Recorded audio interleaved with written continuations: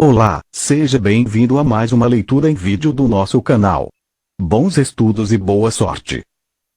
Bem-vindo a uma vídeo leitura do nosso canal. Tente ouvir acompanhando a leitura e, se possível, lendo em voz alta também. Quanto mais sentidos você utilizar para aprender algo, melhor será a fixação. Faça seus pedidos de novos vídeos nos comentários no YouTube. Por favor, clique em curtir nesse vídeo para nos ajudar na divulgação. Um abraço e bons estudos. Decreto-Lei nº 200, de 25 de fevereiro de 1967, dispõe sobre a organização da administração federal, estabelece diretrizes para a reforma administrativa e dá outras providências. Título 1 da Administração Federal. Artigo 1º. O Poder Executivo é exercido pelo Presidente da República auxiliado pelos Ministros de Estado. Artigo 2º. O Presidente da República e os Ministros de Estado exercem as atribuições de sua competência constitucional, legal e regulamentar com o auxílio dos órgãos que compõem a administração federal.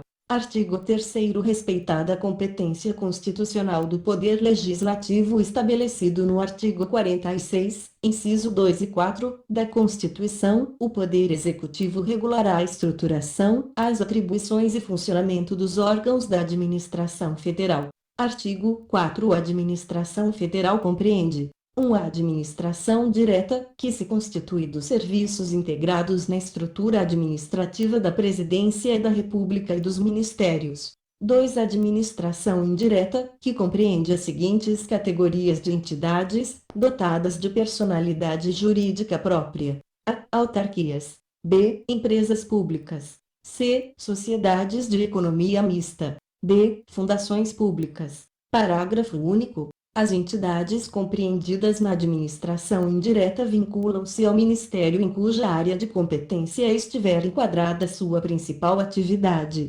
Artigo 5º. Para os fins desta lei considera-se: 1. Autarquia o serviço autônomo, criado por lei, com personalidade jurídica, patrimônio e receita próprios, para executar atividades típicas da administração pública, que requeiram, para seu melhor funcionamento, gestão administrativa e financeira descentralizada. 2. Empresa pública entidade dotada de personalidade jurídica de direito privado, com patrimônio próprio e capital exclusivo da União, criado por lei para a exploração de atividade econômica que o governo seja levado a exercer por força de contingência ou de conveniência administrativa, podendo revestir-se de qualquer das formas admitidas em direito. 3. Sociedade de economia mista entidade dotada de personalidade jurídica de direito privado, criada por lei para a exploração de atividade econômica, sob a forma de sociedade anônima, cujas ações com direito a voto pertençam em sua maioria à União ou entidade da administração indireta.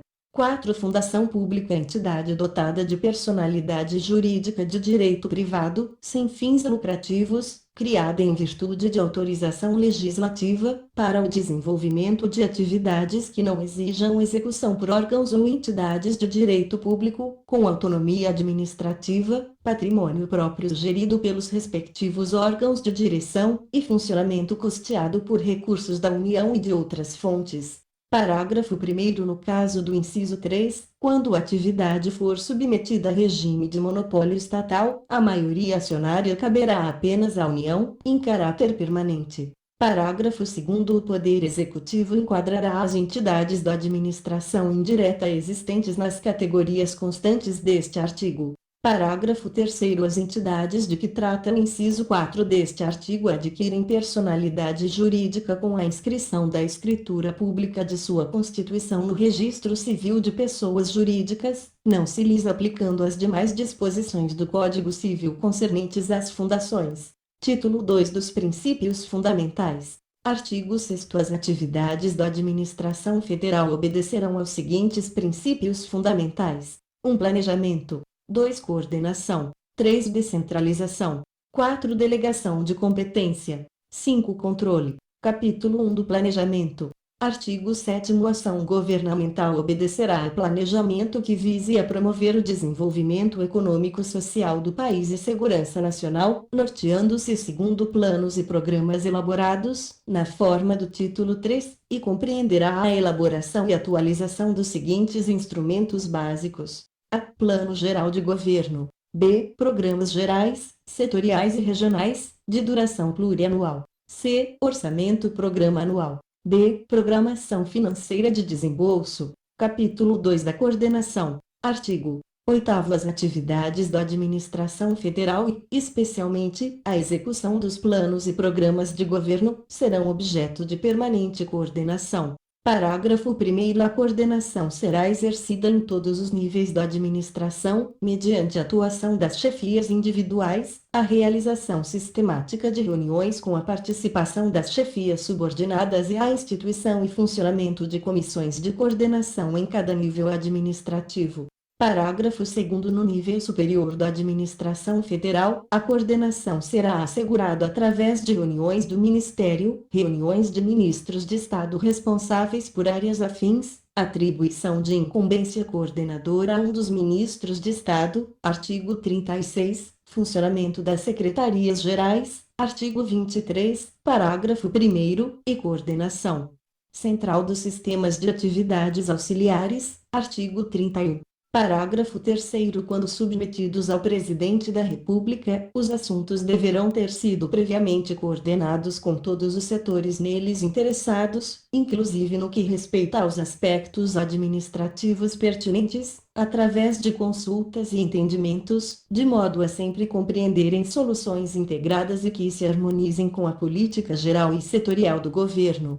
Idêntico procedimento será adotado nos demais níveis da administração federal, antes da submissão dos assuntos à decisão da autoridade competente. Artigo 9º. Os órgãos que operam na mesma área geográfica serão submetidos à coordenação com o objetivo de assegurar a programação e execução integrada dos serviços federais. Parágrafo único. Quando ficar demonstrada a inviabilidade de celebração de convênio, a linha B do parágrafo 1º do artigo 10, com os órgãos estaduais e municipais que exerçam atividades idênticas, os órgãos federais buscarão com eles coordenar-se, para evitar dispersão de esforços e de investimentos na mesma área geográfica.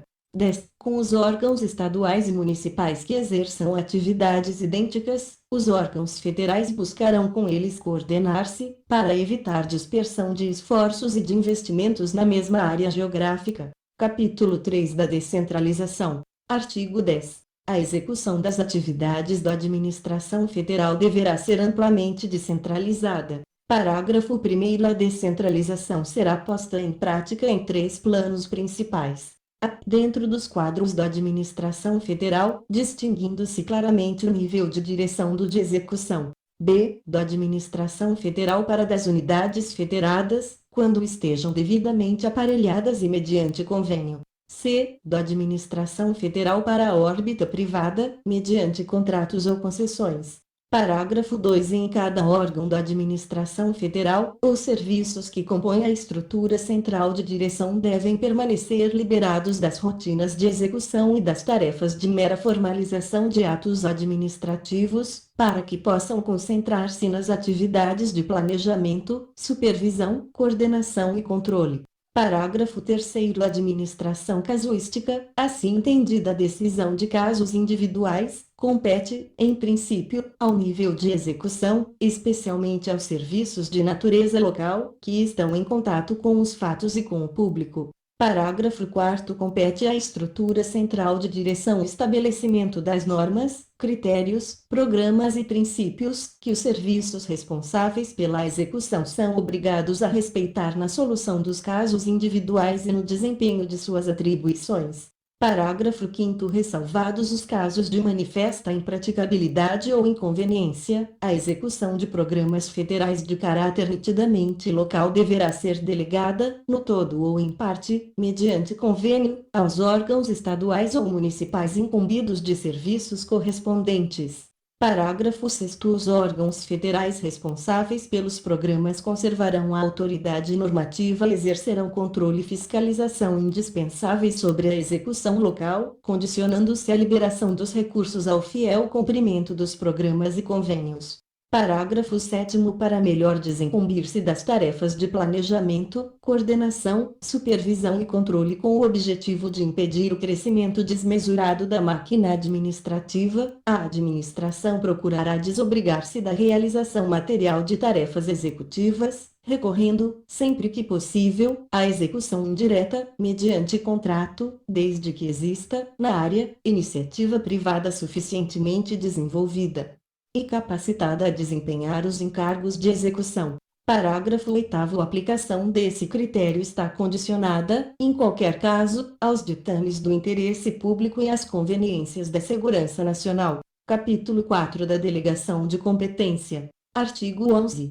A delegação de competência será utilizada como instrumento de descentralização administrativa, com o objetivo de assegurar maior rapidez e objetividade às decisões, situando-as na proximidade dos fatos, pessoas ou problemas a atender. Artigo 12. É facultado ao Presidente da República, aos ministros de Estado e, em geral, às autoridades da administração federal delegar competência para a prática de atos administrativos, conforme se dispuser em regulamento. Parágrafo único. O ato de delegação indicará com precisão a autoridade delegante, a autoridade delegada e as atribuições objeto de delegação. Capítulo 5 do Controle. Artigo 13. O controle das atividades da administração federal deverá exercer-se em todos os níveis e em todos os órgãos, compreendendo, particularmente, o controle, pela chefia competente, da execução dos programas e da observância das normas que governam a atividade específica do órgão controlado.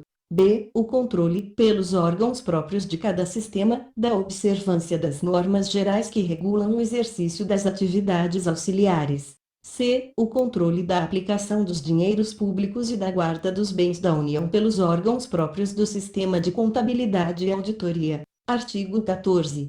O trabalho administrativo será racionalizado mediante simplificação de processos e supressão de controles que se evidenciarem como puramente formais ou cujo custo seja evidentemente superior ao risco. O 3 do planejamento, do orçamento programa e da programação financeira. Artigo 15. A ação administrativa do Poder Executivo obedecerá a programas gerais, setoriais e regionais de duração plurianual, elaborados através dos órgãos de planejamento, sob a orientação e coordenação superiores do Presidente da República.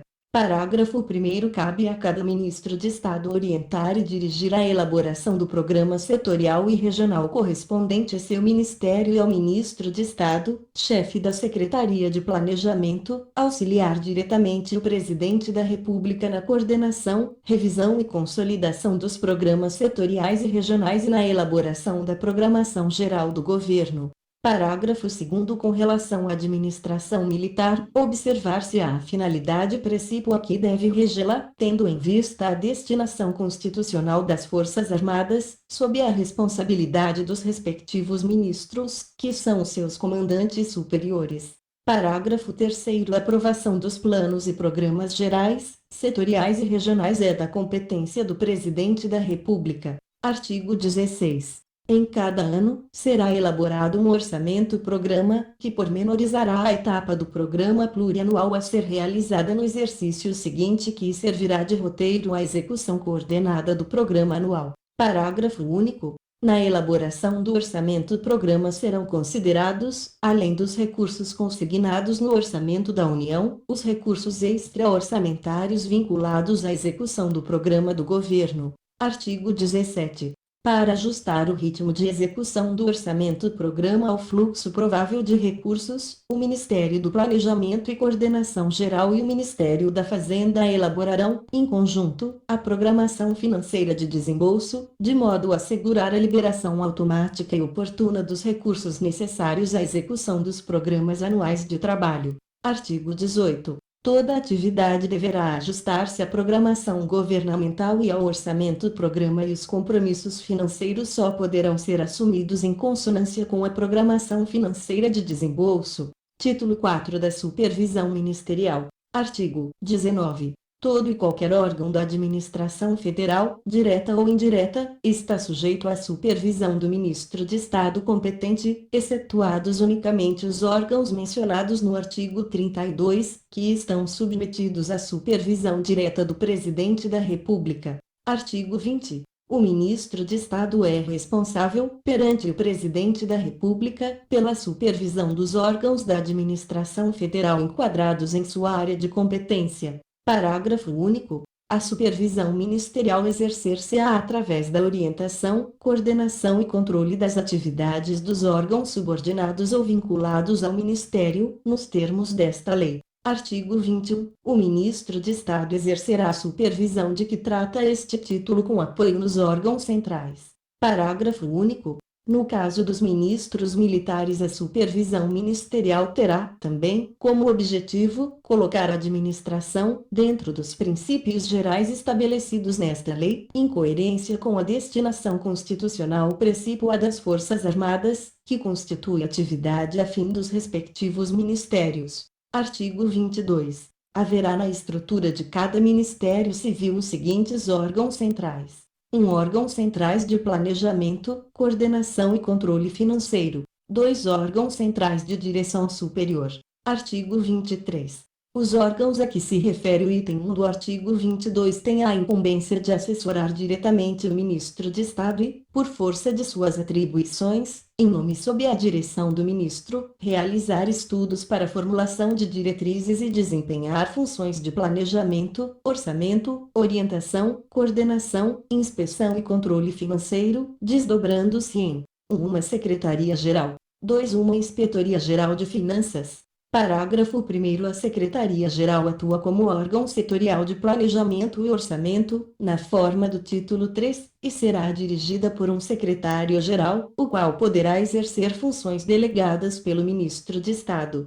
Parágrafo 2º. A Inspetoria-Geral de Finanças, que será dirigida por um inspetor-geral, integra, como órgão setorial, os sistemas de administração financeira, contabilidade e auditoria, superintendendo o exercício dessas funções no âmbito do Ministério e cooperação com a Secretaria-Geral no acompanhamento da execução do programa e do orçamento.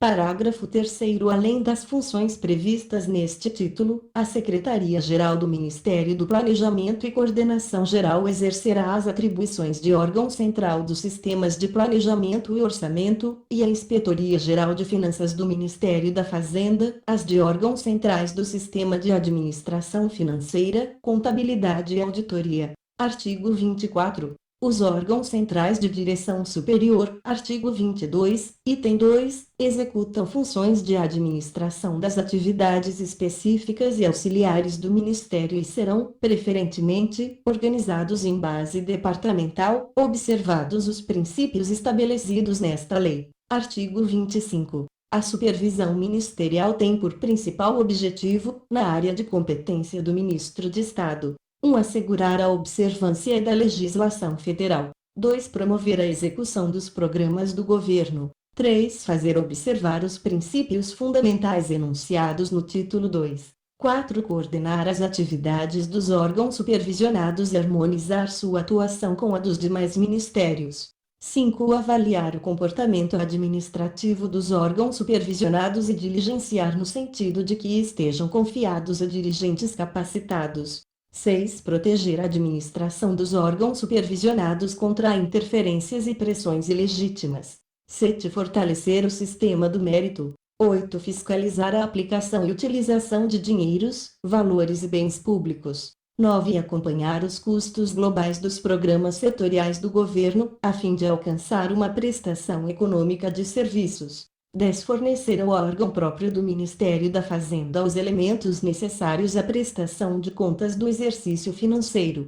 X. Transmitir ao Tribunal de Contas, sem prejuízo da fiscalização deste, informes relativos à administração financeira e patrimonial dos órgãos do Ministério. Artigo 26. No que se refere à administração indireta, a supervisão ministerial visará a assegurar, essencialmente, a realização dos objetivos fixados nos atos de constituição da entidade. 2. Harmonia com a política e a programação do governo no setor de atuação da entidade. 3. A eficiência administrativa. 4. Autonomia administrativa, operacional e financeira da entidade. Parágrafo único. A supervisão exercer-se-á mediante a adoção das seguintes medidas, além de outras estabelecidas em regulamento: a indicação ou nomeação pelo ministro ou, se for o caso, eleição dos dirigentes da entidade, conforme sua natureza jurídica. B. Designação pelo ministro dos representantes do governo federal nas assembleias gerais e órgãos de administração ou controle da entidade.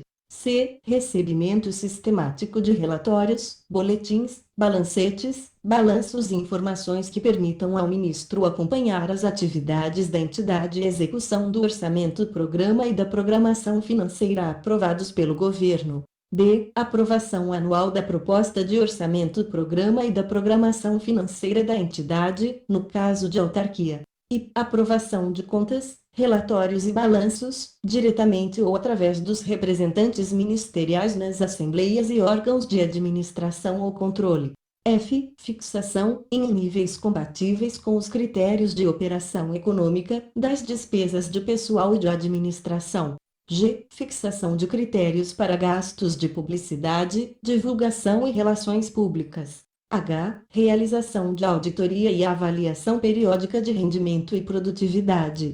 I. Intervenção por motivo de interesse público. Artigo 27. Assegurada a supervisão ministerial, o Poder Executivo outorgará aos órgãos da administração federal autoridade executiva necessária ao eficiente desempenho de sua responsabilidade legal ou regulamentar. Parágrafo único. Assegurar-se às empresas públicas e às sociedades de economia mista condições de funcionamento idênticas às do setor privado, cabendo a essas entidades, sob a supervisão ministerial, ajustar-se ao Plano Geral do Governo. Artigo 28. A entidade da administração indireta deverá estar habilitada a 1. Prestar contas da sua gestão, pela forma e nos prazos estipulados em cada caso.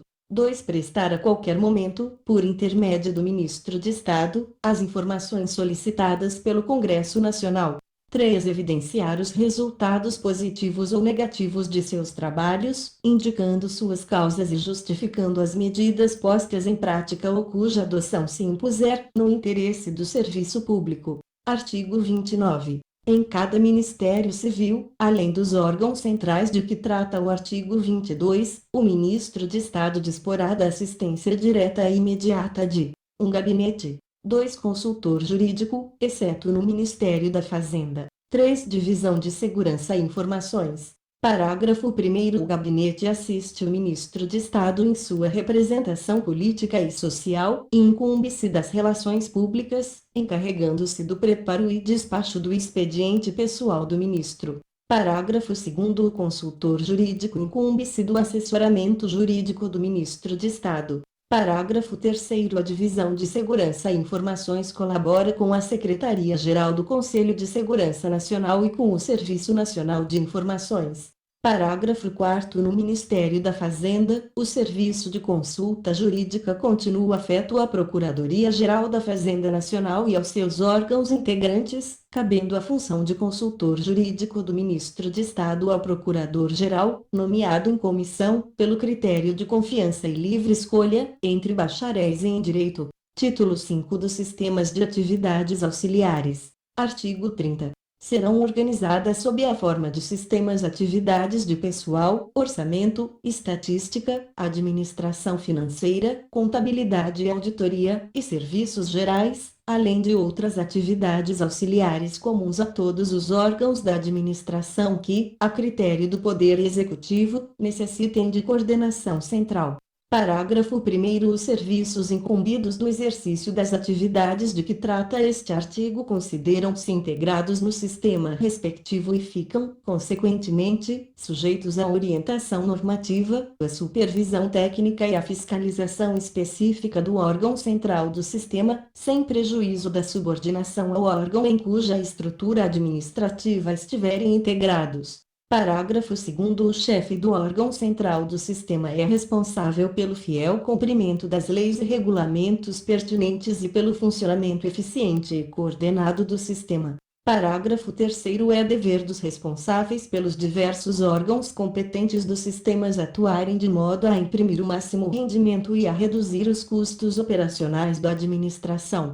Parágrafo 4. Junto ao órgão central de cada sistema poderá funcionar uma comissão de coordenação, cujas atribuições e composição serão definidas em decreto. Artigo 31. A estruturação dos sistemas de que trata o artigo 30 e a subordinação dos respectivos órgãos centrais serão estabelecidas em decreto. Parágrafo único. Título 6 da Presidência da República. Artigo 32. A Presidência da República é constituída essencialmente pelo Gabinete Civil e pelo Gabinete Militar. Também dela fazem parte, como órgãos de assessoramento imediato ao Presidente da República: 1. O Conselho de Segurança Nacional. 2. O Conselho de Desenvolvimento Econômico. 3. O Conselho de Desenvolvimento Social. 4. A Secretaria de Planejamento. 5. O Serviço Nacional de Informações. O Estado-Maior das Forças Armadas. 7. O Departamento Administrativo do Serviço Público. 8. A Consultoria Geral da República. 9. O Alto Comando das Forças Armadas. 10. O Conselho Nacional de Informática e Automação. Parágrafo único. O chefe do Gabinete Civil, o chefe do Gabinete Militar, o chefe da Secretaria de Planejamento, o chefe do Serviço Nacional de Informações e o chefe do Estado-Maior das Forças Armadas são ministros de Estado titulares dos respectivos órgãos. Artigo 33.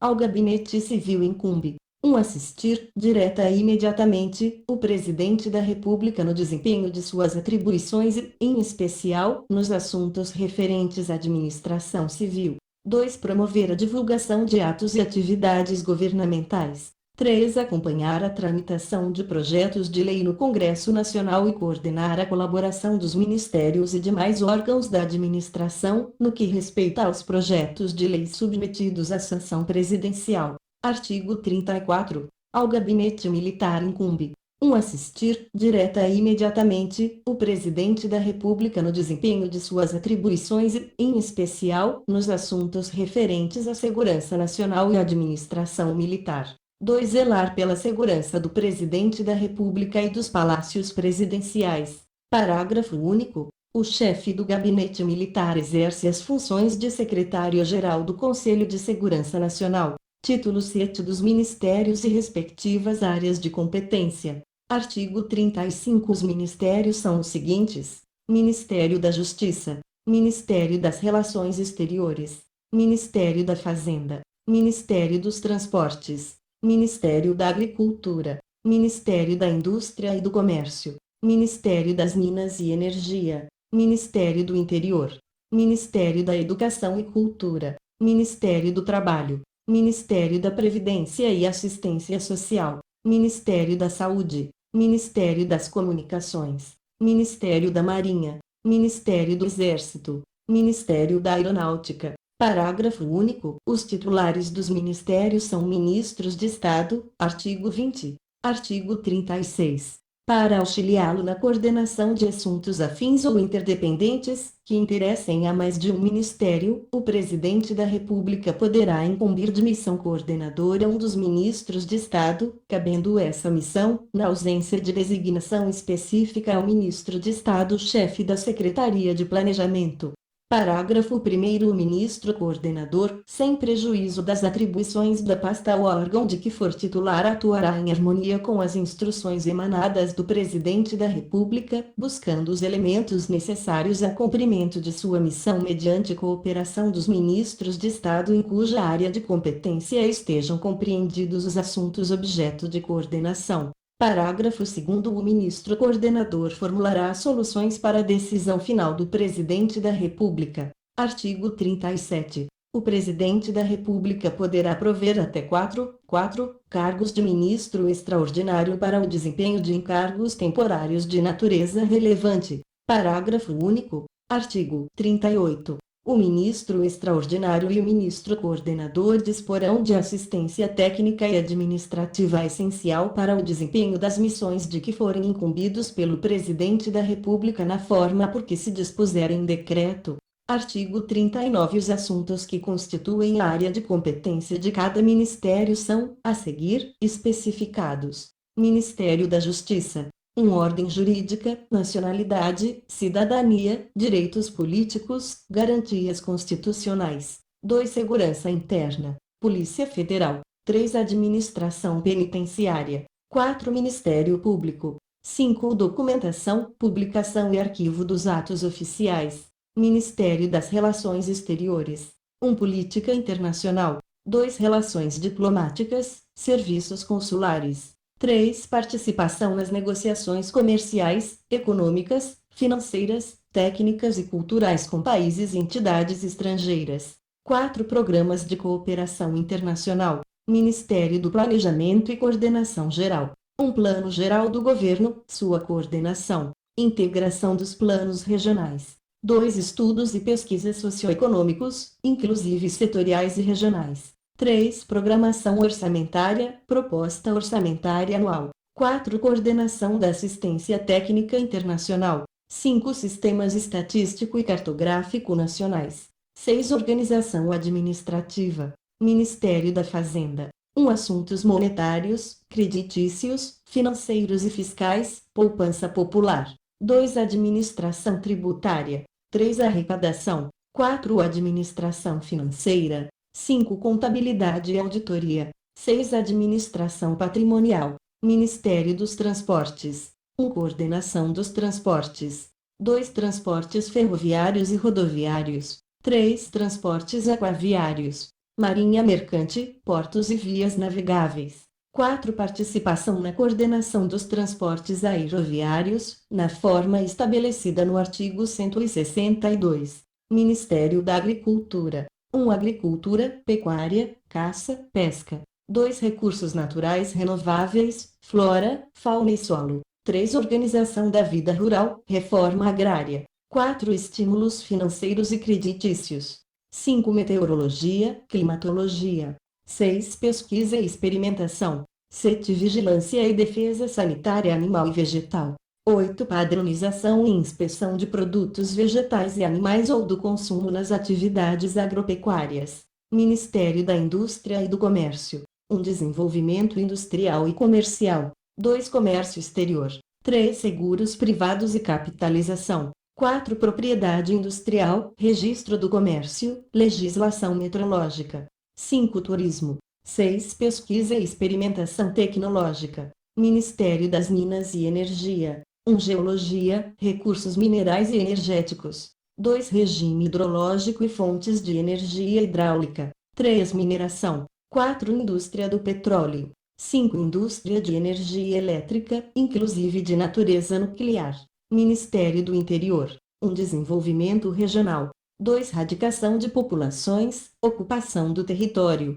Migrações internas. 3. Territórios federais. 4. Saneamento básico. 5. Beneficiamento de áreas e obras de proteção contra secas e inundações.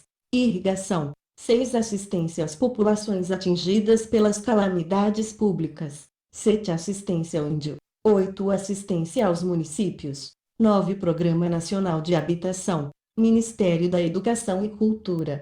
1. Educação, ensino, exceto militar, magistério. 2. Cultura, letras e artes. 3. Patrimônio histórico, arqueológico, científico, cultural e artístico. 4. Desportos. Ministério do Trabalho e Previdência Social. 1. Trabalho, organização profissional e sindical, fiscalização. 2. Mercado de trabalho, política de emprego. 3. Política salarial. 4. Previdência e assistência social. 5. Política de migração. 6. Colaboração com o Ministério Público junto à Justiça do Trabalho. Ministério da Saúde. 1. Política Nacional de Saúde. 2. Atividades médicas e paramédicas. 3. Ação preventiva em geral, vigilância sanitária de fronteiras e de portos marítimos, fluviais e aéreos. 4. Controle de drogas, medicamentos e alimentos. 5. Pesquisas médico-sanitárias. Ministério das Comunicações.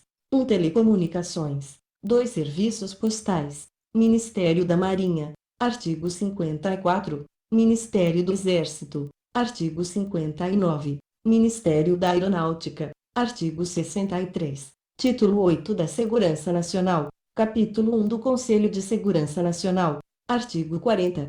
O Conselho de Segurança Nacional é o órgão de mais alto nível no assessoramento direto do Presidente da República, na formulação e na execução da política de segurança nacional. Parágrafo 1º. A formulação da política de segurança nacional far-se-á, basicamente, mediante o estabelecimento do conceito estratégico nacional. Parágrafo 2º. No que se refere à execução da política de segurança nacional, o Conselho apreciará os problemas que lhe forem propostos no quadro da conjuntura nacional ou internacional. Artigo 41. Caberá, ainda, ao Conselho o cumprimento de outras tarefas específicas previstas na Constituição. Artigo 42. O Conselho de Segurança Nacional é convocado e presidido pelo Presidente da República, dele participando, no caráter de membros natos, o Vice-Presidente da República, todos os ministros de Estado, inclusive os extraordinários, os chefes dos gabinetes civil e militar da Presidência da República, o chefe do Serviço Nacional de Informações, o chefe do Estado-Maior das Forças Armadas e os chefes dos Estados-Maiores da Armada, do Exército e da Aeronáutica. Parágrafo 1º. O Presidente da República poderá designar membros eventuais, conforme a matéria a ser apreciada. Parágrafo 2. O Presidente da República pode ouvir o Conselho de Segurança Nacional, mediante consulta a cada um dos seus membros em expediente remetido por intermédio da Secretaria-Geral. Artigo 43. O Conselho dispõe de uma Secretaria-Geral, como órgão de estudo, planejamento e coordenação no campo da segurança nacional e poderá contar com a colaboração de órgãos complementares, necessários ao cumprimento de sua finalidade constitucional. Redação dada pelo Decreto-Lei nº 1093, de 1970, capítulo 2 do Serviço Nacional de Informações. Artigo 44. O Serviço Nacional de Informações tem por finalidade superintender e coordenar, em todo o território nacional, as atividades de informação e contra-informação, em particular as que interessem à segurança nacional. Título 9 das Forças Armadas. Capítulo 1. Disposições preliminares. Artigo 45. As Forças Armadas, constituídas pela Marinha de Guerra, pelo Exército e pela Aeronáutica Militar, são instituições nacionais, permanentes e regulares, organizadas com base na hierarquia e na disciplina, sob a autoridade suprema do Presidente da República e dentro dos limites da lei. As Forças Armadas, essenciais à execução da política de segurança nacional, destinam-se à defesa da pátria e à garantia dos poderes constituídos, da lei e da ordem. Parágrafo único. As Forças Armadas, nos casos de calamidade pública, colaborarão com os Ministérios Civis, sempre que solicitadas, na assistência às populações atingidas e no restabelecimento da normalidade. Artigo 46.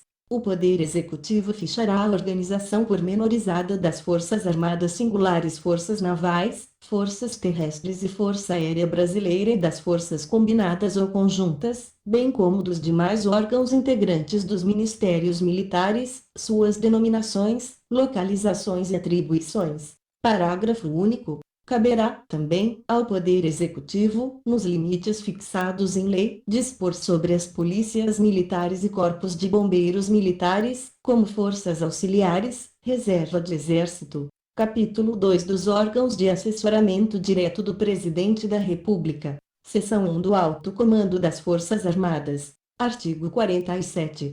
O Alto Comando das Forças Armadas é um órgão de assessoramento do Presidente da República, nas decisões relativas à política militar e à coordenação de assuntos pertinentes às Forças Armadas. Artigo 48.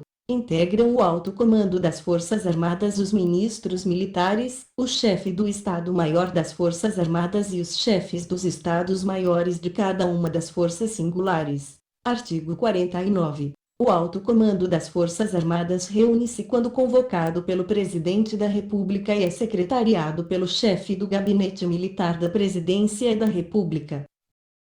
2 do Estado-Maior das Forças Armadas. Artigo 50. O Estado-Maior das Forças Armadas, órgãos de assessoramento do Presidente da República, tem por atribuições: 1. Proceder aos estudos para a fixação da política, da estratégia e da doutrina militares, bem como elaborar e coordenar os planos e programas decorrentes.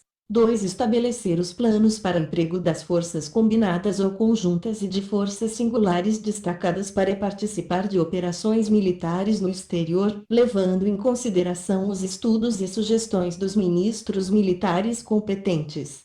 3. Coordenar as informações estratégicas no campo militar. 4. Coordenar, no que transcende os objetivos específicos e as disponibilidades previstas no orçamento dos ministérios militares, os planos de pesquisas, de desenvolvimento e de mobilização das Forças Armadas e os programas de aplicação de recursos decorrentes.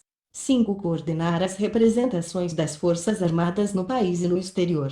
6. Proceder aos estudos e preparar as decisões sobre assuntos que lhe forem submetidos pelo Presidente da República. Parágrafo único. Ponto. Artigo 51. A chefia do Estado-Maior das Forças Armadas é exercida por um oficial general do mais alto posto nomeado pelo Presidente da República, obedecido, em princípio, o critério de rodízio entre as Forças Armadas. Artigo 52. As funções de Estado-Maior e serviços no Estado-Maior das Forças Armadas são exercidas por oficiais das três forças singulares. Artigo 53.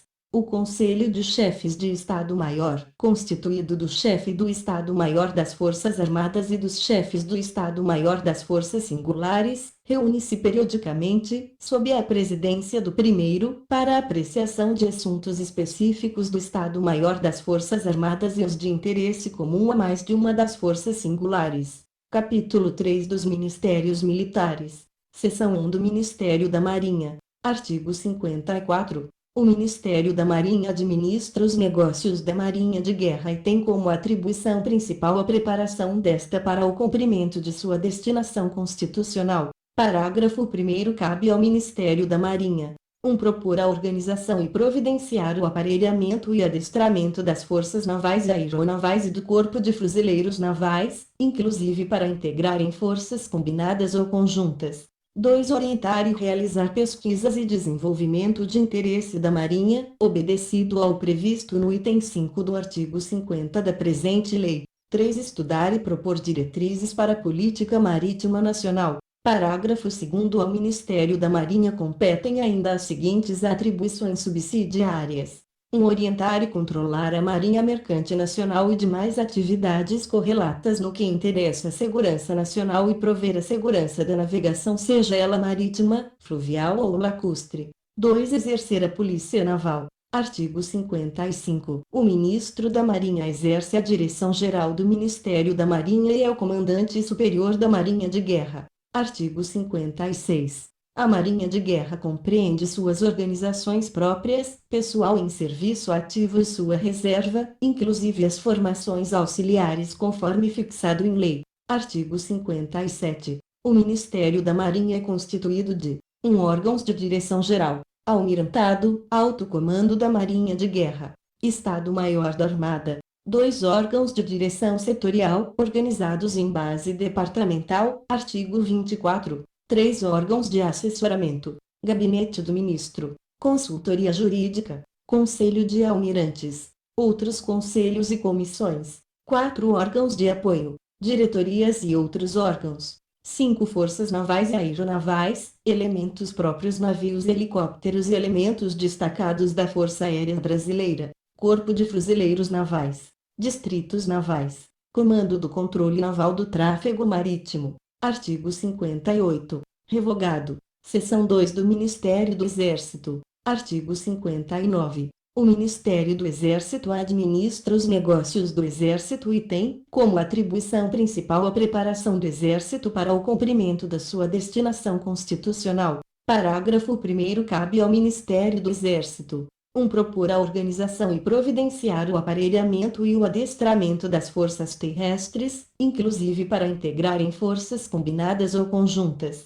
2. Orientar e realizar pesquisas e desenvolvimento de interesse do Exército, obedecido ao previsto no item 5 do artigo 50 da presente lei. Parágrafo 2º. Ao Ministério do Exército compete ainda propor as medidas para a efetivação do disposto no parágrafo único do artigo 46 da presente lei. Artigo 60. O Ministro do Exército exerce a direção geral das atividades do Ministério e é o Comandante Superior do Exército. Artigo 61. O Exército é constituído do Exército Ativo e sua reserva. Parágrafo 1. O Exército Ativo é a parte do Exército organizada e aparelhada para o cumprimento de sua destinação constitucional e em pleno exercício de suas atividades.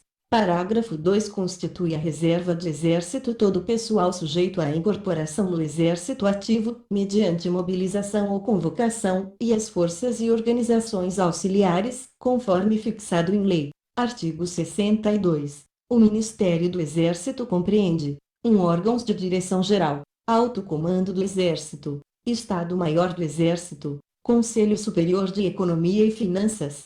2. Órgãos de direção setorial, organizados em base departamental, artigo 24. 3. Órgãos de assessoramento, Gabinete do Ministro, Consultoria Jurídica, Secretaria-Geral, outros conselhos e comissões. 4. Órgãos de apoio, diretorias e outros órgãos. 5. Forças terrestres, órgãos territoriais. Seção 3 do Ministério da Aeronáutica. Artigo 63. O Ministério da Aeronáutica administra os negócios da aeronáutica e tem como atribuições principais a preparação da aeronáutica para o cumprimento de sua destinação constitucional e a orientação, a coordenação e o controle das atividades da aviação civil. Parágrafo único. Cabe ao Ministério da Aeronáutica: 1. Estudar e propor diretrizes para a política aeroespacial nacional.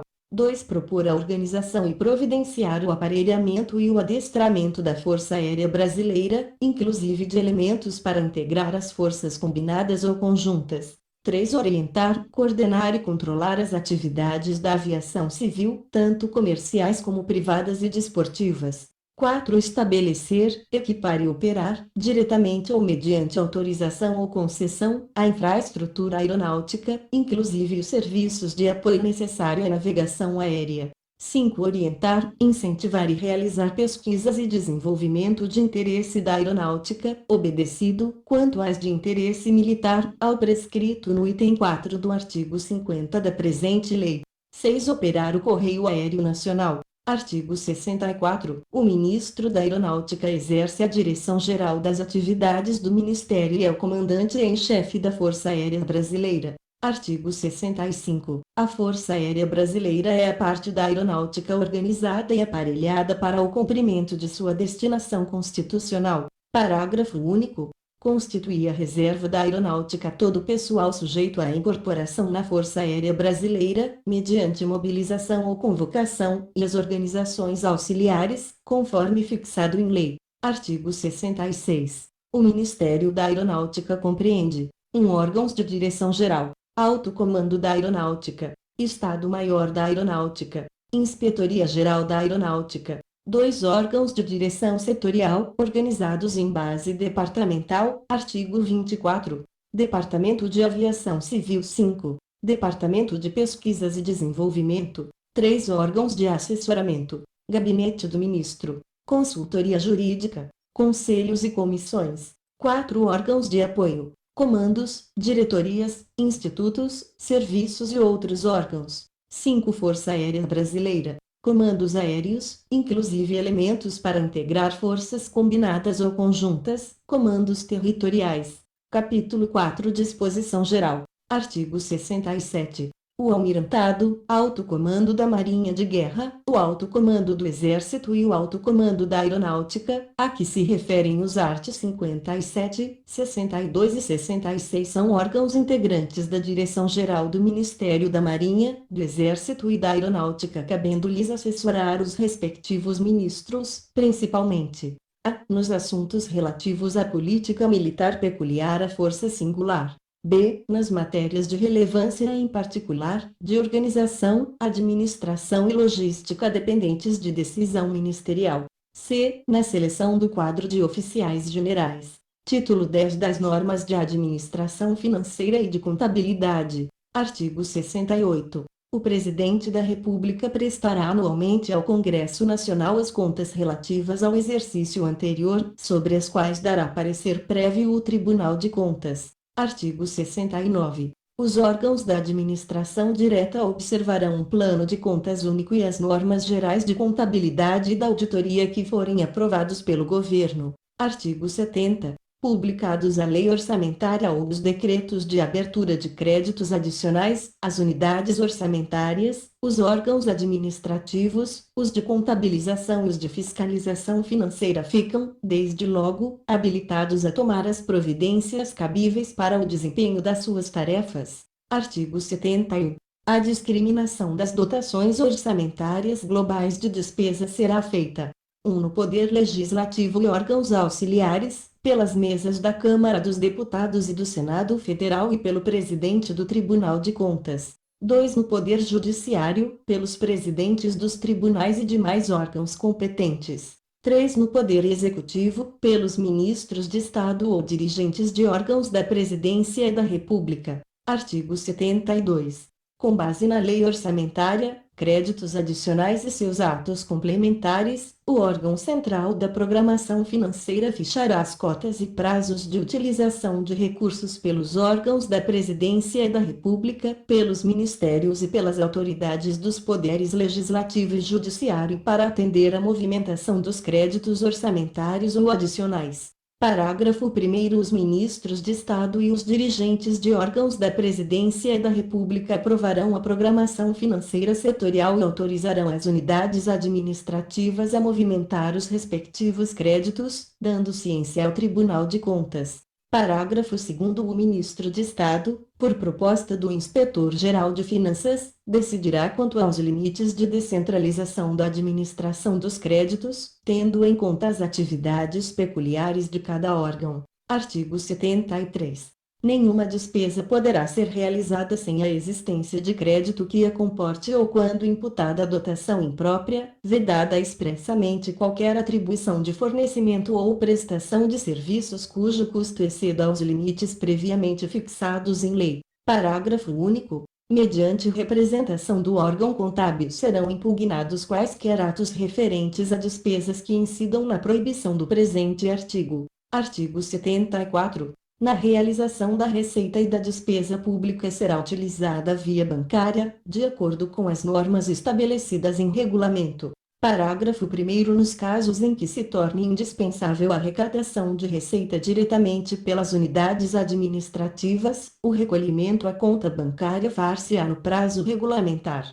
Parágrafo 2º. O pagamento de despesa, obedecidas as normas que regem a execução orçamentária, far-se-á mediante ordem bancária ou cheque nominativo, contabilizado pelo órgão competente e obrigatoriamente assinado pelo ordenador da despesa e pelo encarregado do setor financeiro. Parágrafo 3º. Em casos excepcionais, quando houver despesa não atendível pela via bancária, as autoridades ordenadoras poderão autorizar suprimentos de fundos, de preferência agentes afiançados, fazendo-se os lançamentos contábeis necessários e fixando-se prazo para comprovação dos gastos.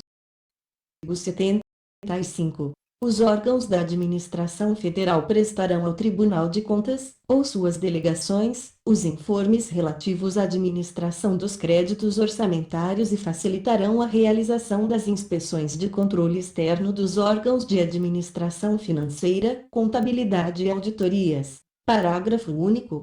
As informações previstas neste artigo são as imprescindíveis ao exercício da auditoria financeira e orçamentária, realizada com base nos documentos enumerados nos itens 1 e 2 do artigo 36 do Decreto-Lei nº 199, de 25 de fevereiro de 1967, vedada a requisição sistemática de documentos ou comprovantes arquivados. Nos órgãos da administração federal, cujo exame se possa realizar através das inspeções de controle externo. Artigo 76. Caberá ao Inspetor-Geral de Finanças ou autoridade delegada autorizar a inscrição de despesas na conta restos a pagar, obedecendo-se na liquidação respectiva às mesmas formalidades fixadas para a administração dos créditos orçamentários. Parágrafo único. As despesas inscritas na conta de restos a pagar serão liquidadas quando do recebimento do material, da execução da obra ou da prestação do serviço, ainda que ocorram depois do encerramento do exercício financeiro. Artigo 77. Todo ato de gestão financeira deve ser realizado por força do documento que comprove a operação e registrado na contabilidade, mediante classificação em conta adequada. Artigo 78. O acompanhamento da execução orçamentária será feito pelos órgãos de contabilização. Parágrafo 1. Em cada unidade responsável pela administração de créditos proceder-se-á sempre a contabilização destes. Parágrafo 2. A contabilidade sintética ministerial caberá à Inspetoria Geral de Finanças. Parágrafo 3. A contabilidade geral caberá à Inspetoria Geral de Finanças do Ministério da Fazenda. Parágrafo 4. Atendidas as conveniências do serviço, um único órgão de contabilidade analítica poderá encarregar-se da contabilização para várias unidades operacionais do mesmo ou de vários ministérios.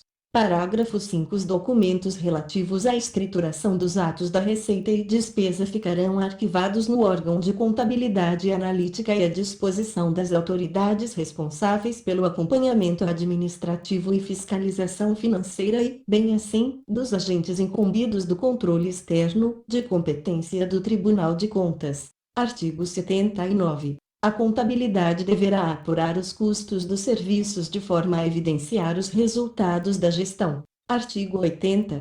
Os órgãos de contabilidade inscreverão como responsável todo ordenador da despesa, o qual só poderá ser exonerado de sua responsabilidade após julgadas regulares suas contas pelo Tribunal de Contas. Parágrafo 1. Ordenador de despesas é toda e qualquer autoridade de cujos atos resultarem em emissão de empenho, autorização de pagamento, suprimento ou dispêndio de recursos da União ou pela qual esta responda. Parágrafo 2º. O ordenador de despesa, salvo conivência, não é responsável por prejuízos causados à Fazenda Nacional decorrentes de atos praticados por agente subordinado que exorbitar das ordens recebidas. Parágrafo 3º. As despesas feitas por meio de suprimentos, desde que não impugnadas pelo ordenador, serão escrituradas e incluídas na sua tomada de contas, na forma prescrita. Quando impugnadas, deverá o ordenador determinar imediatas providências administrativas para a apuração das responsabilidades e imposição das penalidades cabíveis, sem prejuízo do julgamento da regularidade das contas pelo Tribunal de Contas. Artigo 81. Todo ordenador de despesa ficará sujeito à tomada de contas realizada pelo órgão de contabilidade e verificada pelo órgão de auditoria interna, antes de ser encaminhada ao Tribunal de Contas. Artigo 82. Parágrafo único. O funcionário que receber suprimento de fundos, na forma do disposto no artigo 74, parágrafo 3º, é obrigado a prestar contas de sua aplicação procedendo-se, automaticamente, à tomada de contas se não o fizer no prazo assinalado. Artigo 82. As tomadas de contas serão objeto de pronunciamento expresso do Ministro de Estado, dos dirigentes de órgãos da Presidência da República ou de autoridade a quem estes delegarem competência, antes de seu encaminhamento ao Tribunal de Contas para os fins constitucionais e legais.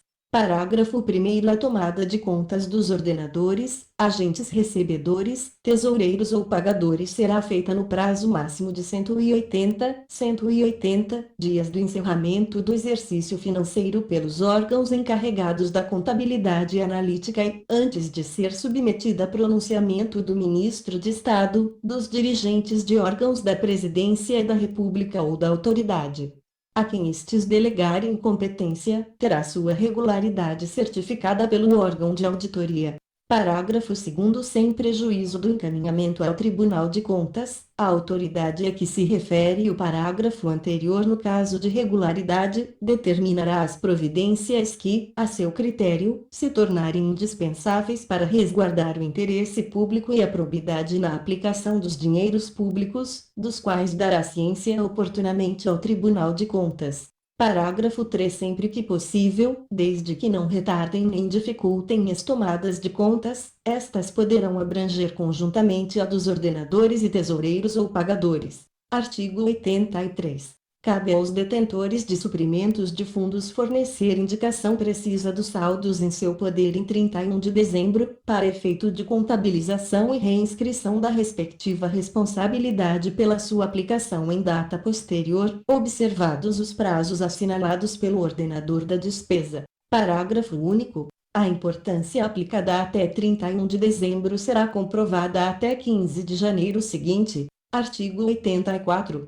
Quando se verificar que determinada conta não foi prestada, ou que ocorreu desfalque, desvio de bens ou outra irregularidade de que resulte prejuízo para a Fazenda Pública, as autoridades administrativas, sob pena de corresponsabilidade sem embargo dos procedimentos disciplinares, deverão tomar imediatas providências para assegurar o respectivo ressarcimento e instaurar a tomada de contas, fazendo-se as comunicações a respeito ao Tribunal de Contas. Artigo 85. A Inspetoria-Geral de Finanças, em cada ministério, manterá atualizada a relação de responsáveis por dinheiros, valores e bens públicos, cujo rol deverá ser transmitido anualmente ao Tribunal de Contas, comunicando-se trimestralmente as alterações. Artigo 86. A movimentação dos créditos destinados à realização de despesas reservadas ou confidenciais será feita sigilosamente. Nesse caráter serão tomadas as contas dos responsáveis.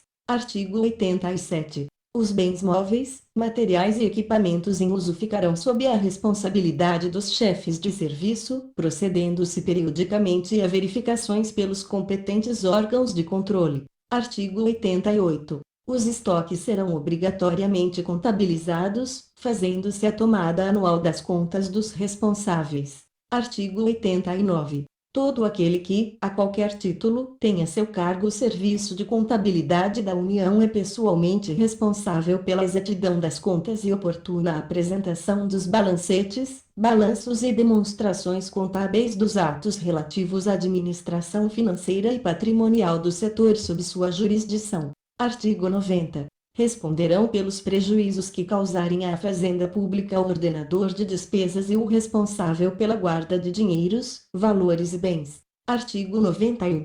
Sob a denominação de reserva de contingência, o orçamento anual poderá conter dotação global não especificamente destinada a determinado órgão, unidade orçamentária, programa ou categoria econômica, cujos recursos serão utilizados para a abertura de créditos adicionais. Artigo 92. Com o objetivo de obter maior economia operacional e racionalizar a execução da programação financeira de desembolso, o Ministério da Fazenda promoverá a unificação de recursos movimentados pelo Tesouro Nacional através de sua caixa junto ao agente financeiro da União. Parágrafo único. Os saques contra a Caixa do Tesouro só poderão ser efetuados dentro dos limites autorizados pelo Ministro da Fazenda ou autoridade delegada. Artigo 93. Quem quer que utilize dinheiros públicos terá de justificar seu bom e regular emprego na conformidade das leis, regulamentos e normas emanadas das autoridades administrativas competentes.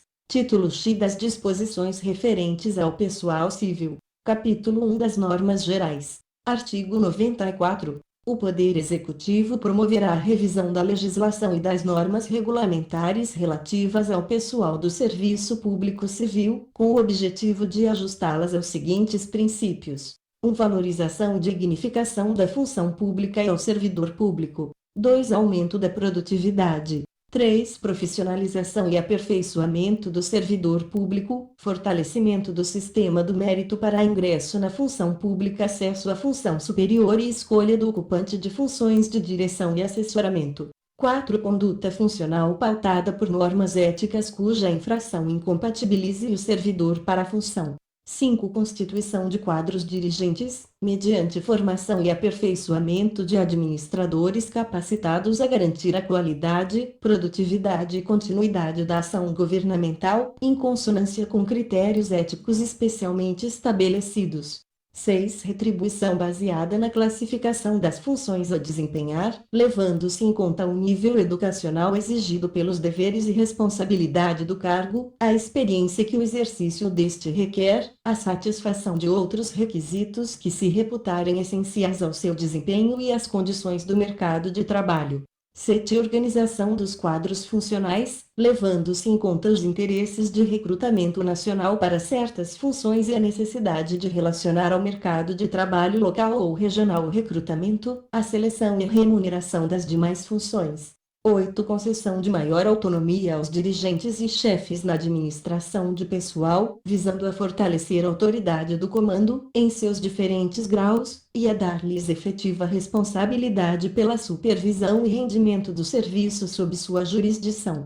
9. Fixação da quantidade de servidores, de acordo com as reais necessidades de funcionamento de cada órgão, efetivamente comprovadas e avaliadas na oportunidade da elaboração do orçamento-programa, e estreita observância dos quantitativos que forem considerados adequados pelo Poder Executivo no que se refere aos dispêndios de pessoal. Aprovação das lotações segundo critérios objetivos que relacionam a quantidade de servidores às atribuições e ao volume de trabalho do órgão.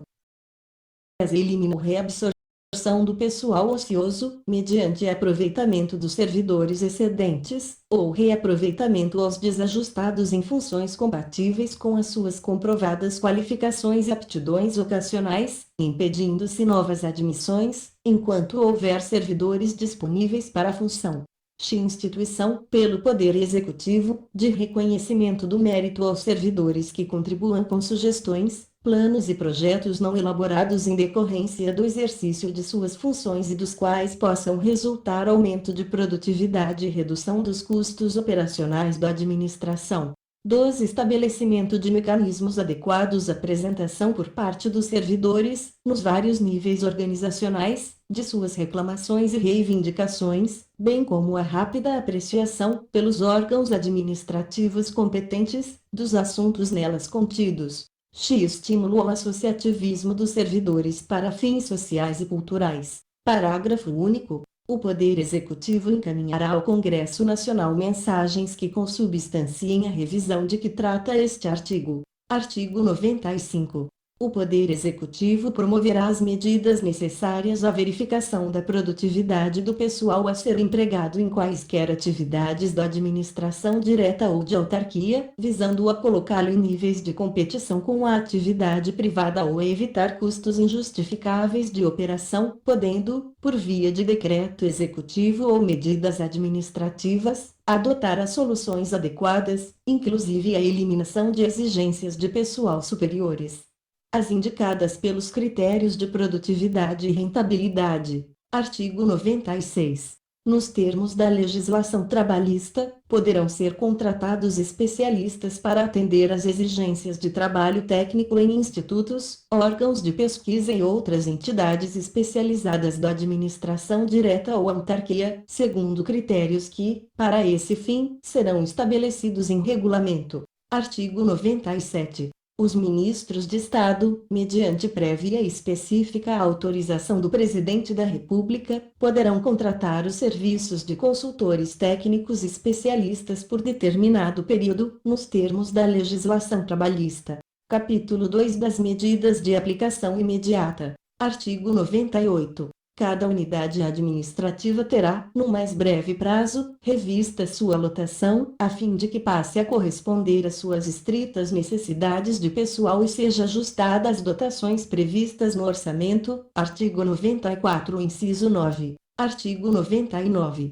O Poder Executivo adotará providências para permanente verificação da existência de pessoal ocioso na administração federal, diligenciando para sua eliminação ou redistribuição imediata. Parágrafo 1º. Sem prejuízo da iniciativa do órgão de pessoal da repartição, todo responsável por setor de trabalho em que houver pessoal ocioso deverá apresentá-lo aos centros de redistribuição e aproveitamento de pessoal que deverão ser criados, em caráter temporário, sendo obrigatório o aproveitamento dos concursados. Parágrafo 2º. A redistribuição de pessoal ocorrerá sempre no interesse do serviço público, tanto na administração direta como em autarquia, assim como de uma para outra, respeitado o regime jurídico pessoal do servidor.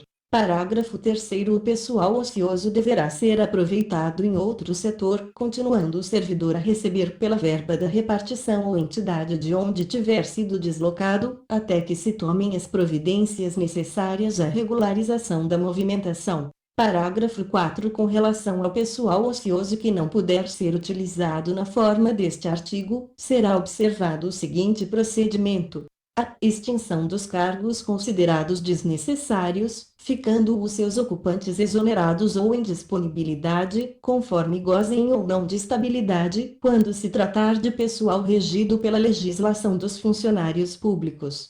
B. Dispensa, com a consequente indenização legal, dos empregados sujeitos ao regime da legislação trabalhista. Parágrafo 5º. Não se preencherá vaga nem se abrirá concurso na administração direta ou em autarquia, sem que se verifique, previamente, no competente centro de redistribuição de pessoal, a inexistência de servidor aproveitar, possuidor da necessária qualificação. Parágrafo 6º. Não se exonerará, por força do disposto neste artigo, funcionário nomeado em virtude de concurso. Artigo 100.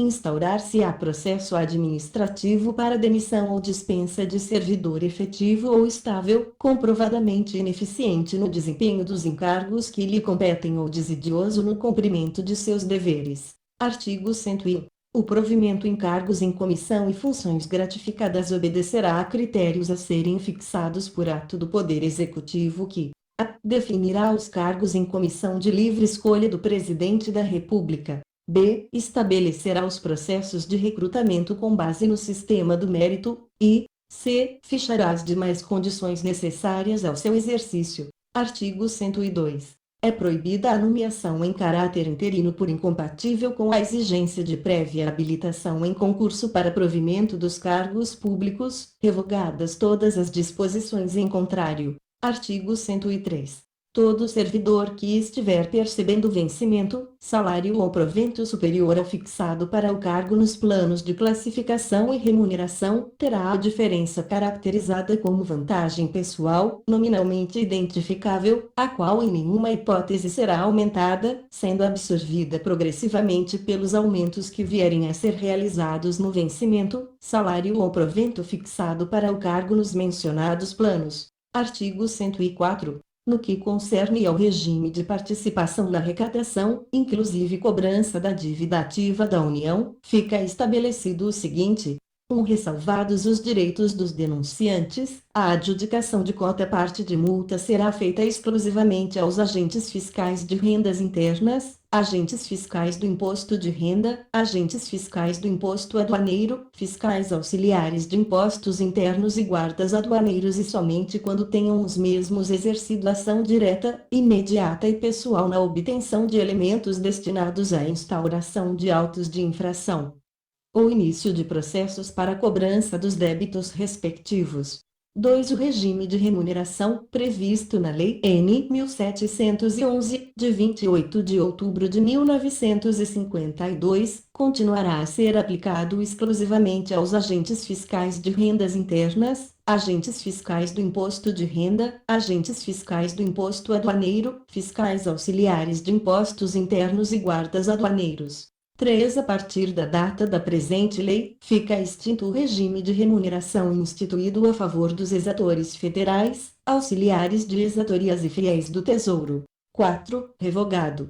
5. A participação, através do Fundo de Estímulo, e bem assim as percentagens a que se referem o artigo 64 da Lei N. 3.244, de 14 de agosto de 1957, o artigo 109 da Lei nº 3.470, de 28 de novembro de 1958, os artigos 8º, parágrafo 2º e 9º da Lei nº 3.756, de 20 de abril de 1960, e o parágrafo 6º do artigo 32 do Decreto-Lei nº 147, de 3 de fevereiro de 1967, ficam também extintas. Parágrafo único. Comprovada a adjudicação da quota-parte de multas com desobediência ao que dispõe o inciso 1 deste artigo, serão passíveis de demissão, tanto o responsável pela prática desse ato, quanto os servidores que se beneficiarem com as vantagens dele decorrentes.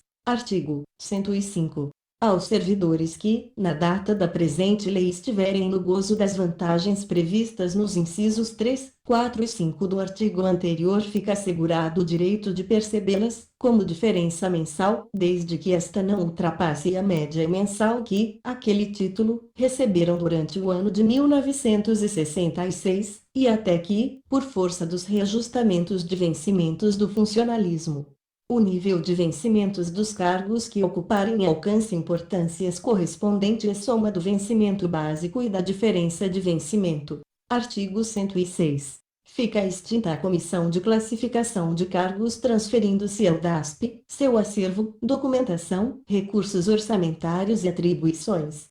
Artigo 107. A fim de permitir a revisão da legislação e das normas regulamentares relativas ao pessoal do Serviço Público Civil, nos termos do disposto no artigo 94 da presente lei, suspendem-se nesta data as readaptações de funcionários que ficam incluídas na competência do DASP. Artigo 108. O funcionário, em regime de tempo integral e dedicação exclusiva, prestará serviços em 2 turnos de trabalho, quando sujeito ao expediente diário. Parágrafo único. Incorrerá em falta grave, punível com demissão, o funcionário que perceber a vantagem de que trata este artigo e não prestar serviços correspondentes e bem assim o chefe que atestar a prestação irregular dos serviços. Artigo 109.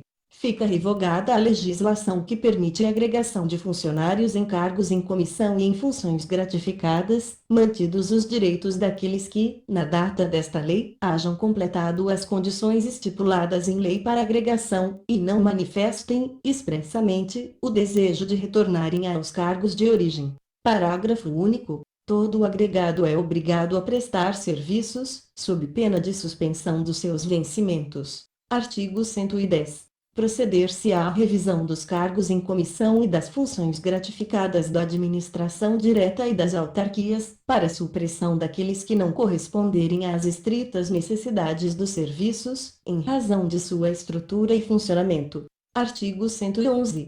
A colaboração de natureza eventual à administração pública federal sob a forma de prestação de serviços, retribuída mediante recibo, não caracteriza, em hipótese alguma, vínculo empregatício com o serviço público civil, e somente poderá ser atendida por dotação não classificada na rubrica pessoal, e nos limites estabelecidos nos respectivos programas de trabalho. Artigo 112. O funcionário que houver atingido a idade máxima, 70 anos, prevista para aposentadoria compulsória não poderá exercer cargo em comissão ou função gratificada, nos quadros dos ministérios, do DASP e das autarquias. Artigo 113. Revogam-se na data da publicação da presente lei, os arts. 62 e 63 da Lei N. 1711, de 28 de outubro de 1952, e demais disposições legais e regulamentares que regulam as readmissões no Serviço Público Federal. Artigo 114. O funcionário público ou autárquico que, por força de dispositivo legal, puder manifestar opção para integrar quadro de pessoal de qualquer outra entidade e por esta aceita, terá seu tempo de serviço anterior, devidamente comprovado, averbado na instituição de previdência, transferindo-se para o INPS as contribuições pagas ao IPASE. Capítulo 3 do Departamento Administrativo do Pessoal Civil. Artigo 115. O Departamento Administrativo do Pessoal Civil, DASP, é o órgão central do sistema de pessoal, responsável pelo estudo, formulação de diretrizes, orientação, coordenação, supervisão e controle dos assuntos concernentes à administração do pessoal civil da União. Parágrafo único. Haverá em cada ministério um órgão de pessoal integrante do sistema de pessoal. Artigo 116. Ao Departamento Administrativo do Pessoal Civil, DASP, incumbe cuidar dos assuntos referentes ao pessoal civil da União, adotando medidas visando ao seu aprimoramento e maior eficiência.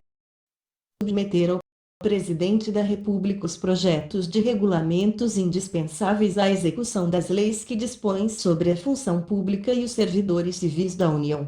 3. Zelar pela observância dessas leis e regulamentos, orientando, coordenando e fiscalizando sua execução, e expedir normas gerais obrigatórias para todos os órgãos. 4. Estudar e propor sistema de classificação e de retribuição para o serviço civil administrando sua aplicação. 5. Recrutar e selecionar candidatos para os órgãos da administração direta e autarquias, podendo delegar, sob sua orientação, fiscalização e controle a realização das provas o mais próximo possível das áreas de recrutamento.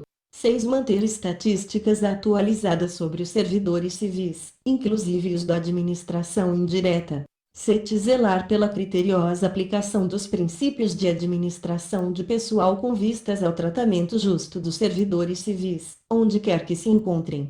8. Promover medidas visando ao bem-estar social dos servidores civis da União e ao aprimoramento das relações humanas no trabalho. 9. Manter articulação com as entidades nacionais e estrangeiras que se dedicam a estudos de administração de pessoal.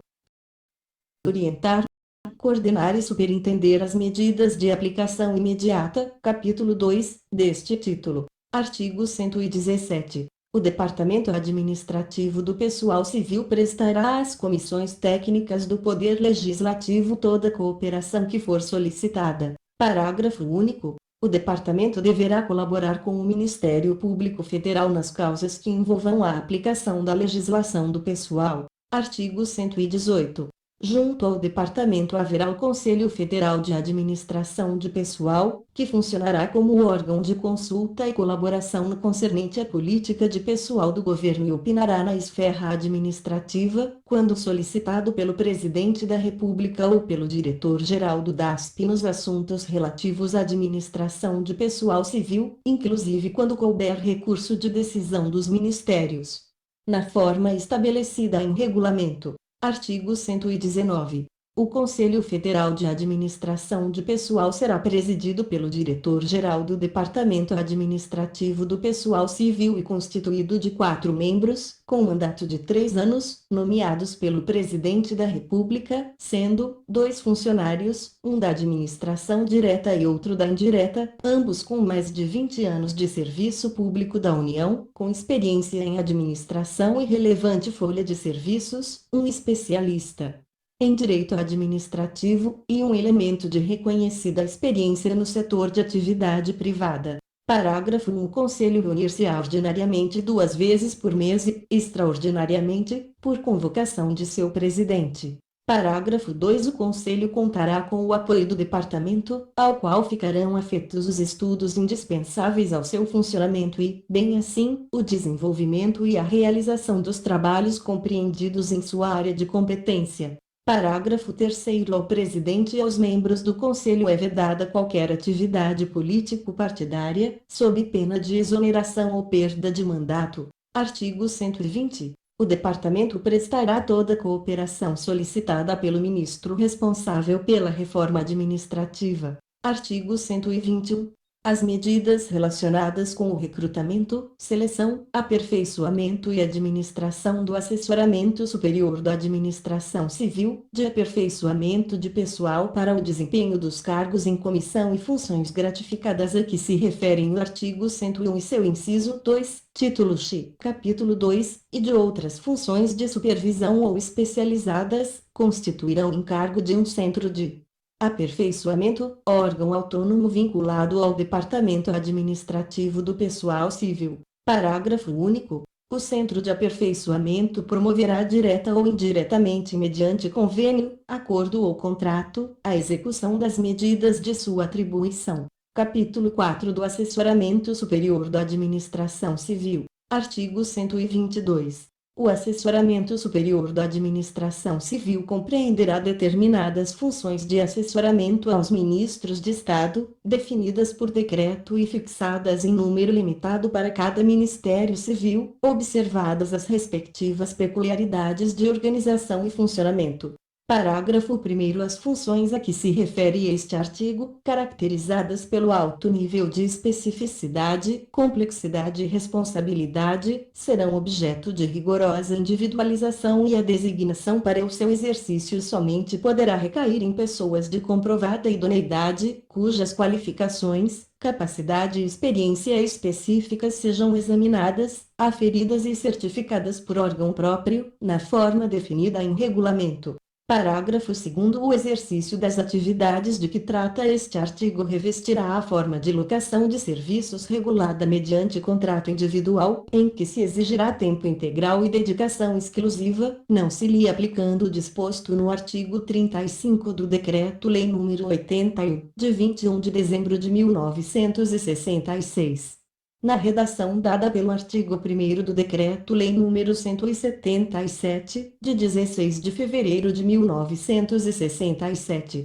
Parágrafo 3º. A prestação dos serviços a que alude este artigo será retribuída segundo critério fixado em regulamento, tendo em vista a avaliação de cada função em face das respectivas especificações e as condições vigentes no mercado de trabalho. Artigo 123. O servidor público designado para as funções de que trata o artigo anterior ficará afastado do respectivo cargo ou emprego enquanto perdurar a prestação de serviços, deixando de receber o vencimento ou salário correspondente ao cargo ou emprego público. Parágrafo único. Poderá a designação para o exercício das funções referidas no artigo anterior recair em ocupante de função de confiança ou cargo em comissão diretamente subordinados ao ministro de Estado, caso em que deixará de receber, durante o período de prestação das funções de assessoramento superior, o vencimento ou gratificação do cargo em comissão ou função de confiança. Artigo 124. O disposto no presente capítulo poderá ser estendido, por decreto, a funções da mesma natureza vinculadas aos ministérios militares e órgãos integrantes da Presidência da República. Título 12. Artigos 125 a 144, revogados. Título X da Reforma Administrativa. Artigo 145. A administração federal será objeto de uma reforma de profundidade para ajustá-la às disposições da presente lei, especialmente às diretrizes e princípios fundamentais enunciados no título 2, tendo-se como revogadas, por força desta lei, e à medida que sejam expedidos os atos a que se refere o artigo 146, parágrafo único, a linha B, as disposições legais que forem com ela colidentes ou incompatíveis. Parágrafo único. A aplicação da presente lei deverá objetivar, prioritariamente, a execução ordenada dos serviços da administração federal, segundo os princípios nela enunciados e com apoio na instrumentação básica adotada, não devendo haver solução de continuidade. Artigo 146. A reforma administrativa, iniciada com esta lei, será realizada por etapas, à medida que se forem ultimando as providências necessárias à sua execução. Parágrafo único. Para os fins deste artigo, o Poder Executivo a. Promoverá o levantamento das leis, decretos e atos regulamentares que disponham sobre a estruturação, funcionamento e competência dos órgãos da administração federal, com o propósito de ajustá-los às disposições desta lei. B. Obedecidas as diretrizes, princípios fundamentais e demais disposições da presente lei, expedirá progressivamente os atos de reorganização, reestruturação, lotação, definição de competência, revisão de funcionamento e outros necessários à efetiva implantação da reforma. C. Artigo 147. A orientação, coordenação e supervisão das providências de que trata este título ficarão a cargo do Ministério do Planejamento e Coordenação Geral, podendo, entretanto, ser atribuídas a um ministro extraordinário para a reforma administrativa, caso em que a este caberão os assuntos de organização administrativa. Artigo 148. Para atender às despesas decorrentes de execução da reforma administrativa, fica autorizada a abertura pelo Ministério da Fazenda do crédito especial de 20 milhões de cruzeiros novos, 20 milhões de cruzeiros novos, com vigência nos exercícios de 1967 a 1968. Parágrafo 1º. Os recursos do crédito aberto neste artigo incorporar-se-ão ao Fundo de Reforma Administrativa, que poderá receber doações e contribuições destinadas ao aprimoramento da administração federal. Parágrafo 2. O Fundo de Reforma Administrativa, cuja utilização será disciplinada em regulamento, será administrado por um órgão temporário de implantação da reforma administrativa, que funcionará junto ao ministro responsável pela reforma administrativa. Artigo 149. Na implantação da reforma programada, inicialmente, a organização dos novos ministérios e bem assim, prioritariamente, a instalação dos órgãos centrais, a começar pelos de planejamento, coordenação e de controle financeiro, artigo 22, item 1, e pelos órgãos centrais dos sistemas, artigo 31. Artigo 150.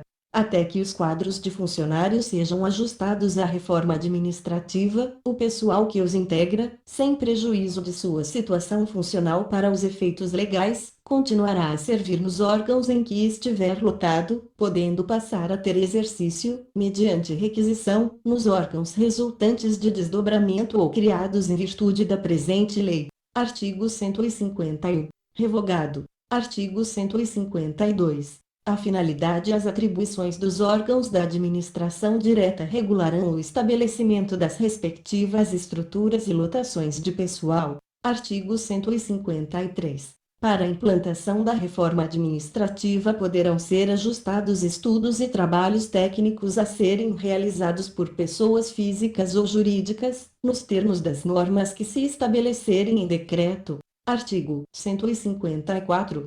Os decretos e regulamentos expedidos para execução da presente lei disporão sobre a subordinação e vinculação de órgãos e entidades aos diversos ministérios, em harmonia com a área de competência destes, disciplinando a transferência de repartições e órgãos. Título XIV das Medidas Especiais de Coordenação. Capítulo 1 da Ciência e Tecnologia. Artigo 155. As iniciativas e providências que contribuem para o estímulo e intensificação das atividades de ciência e tecnologia serão objeto de coordenação com o propósito de acelerar o desenvolvimento nacional através da crescente participação do país no progresso científico e tecnológico. Capítulo 2 da Política Nacional de Saúde. Artigo 156. A formulação e coordenação da Política Nacional de Saúde, em âmbito nacional e regional, caberá ao Ministério da Saúde. Parágrafo 1º. Com o objetivo de melhor aproveitar recursos e meios disponíveis e de obter maior produtividade, visando a proporcionar efetiva assistência médico-social à comunidade, promoverá o Ministério da Saúde a coordenação, no âmbito regional das atividades de assistência médico-social, de modo a entrosar as desempenhadas por órgãos federais, estaduais, municipais, do Distrito Federal, dos territórios e das entidades do setor privado. Parágrafo 2º. Na prestação da assistência médica dar-se a preferência à celebração de convênios com entidades públicas e privadas, existentes na comunidade. Capítulo 3 do Abastecimento Nacional. Artigo 157. As medidas relacionadas com a formulação e execução da Política Nacional do Abastecimento serão objeto de coordenação na forma estabelecida em decreto. Artigo 158. Se não considerar oportunas as medidas consubstanciadas no artigo anterior, o Governo poderá atribuir a formulação e coordenação da Política Nacional do Abastecimento a uma Comissão Nacional de Abastecimento, órgão interministerial, cuja composição, atribuições e funcionamento serão fixados por decreto e que contará com o apoio da Superintendência Nacional do Abastecimento. Artigo 159. Fica extinto o Conselho Deliberativo da Superintendência Nacional do Abastecimento, de que trata a Lei Delegada N. 5, de 26 de setembro de 1962. Artigo 160. A Superintendência Nacional do Abastecimento ultimará, no mais breve prazo, a assinatura de convênios com os Estados, Prefeitura do Distrito Federal e territórios com o objetivo de transferir-lhes os encargos de fiscalização atribuídos àquela superintendência. Capítulo 4 da Integração dos Transportes. Artigo 161. Ficam extintos os conselhos setoriais de transportes que atualmente funcionam junto às autarquias do Ministério da Aviação e Obras Públicas, sendo as respectivas funções absorvidas pelo Conselho Nacional de Transportes, cujas atribuições, organização e funcionamento serão regulados em decreto. Artigo 162. Tendo em vista a integração em geral dos transportes, a coordenação entre os Ministérios da Aeronáutica e dos Transportes será assegurada pelo Conselho Nacional de Transportes, que se pronunciará obrigatoriamente quanto aos assuntos econômico-financeiros da aviação comercial e, em particular, sobre a concessão de linhas, tanto nacionais como no exterior. B. Tarifas. C. Subvenções. D. Salários, de acordo com a política salarial do governo. Artigo 163. O Conselho será presidido pelo Ministro de Estado dos Transportes e dele participará, como representante do Ministério da Aeronáutica, o chefe do órgão encarregado dos assuntos da aeronáutica civil. Artigo 164.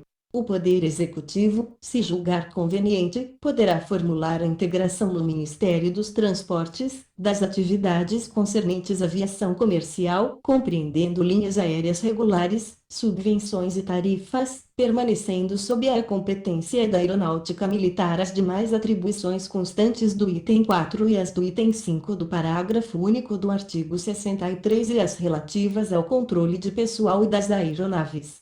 Parágrafo 1. A integração poderá operar-se gradualmente, celebrando-se, quando necessário, convênios entre os dois ministérios. Parágrafo 2. Promover-se-á, em consequência, o ajuste das atribuições cometidas ao Conselho Nacional de Transportes nesse particular. Capítulo 5 das Comunicações. Artigo 165. O Conselho Nacional de Telecomunicações, cujas atribuições, organização e funcionamento serão objeto de regulamentação pelo Poder Executivo, passará a integrar, como órgão normativo, de consulta, orientação e elaboração da Política Nacional de Telecomunicações, a estrutura do Ministério das Comunicações, logo que este se instale, e terá a seguinte composição: um presidente, o secretário-geral do Ministério das Comunicações. 2. Representante do maior partido de oposição no Congresso Nacional, redação dada pela Lei nº 5.396, de 1968.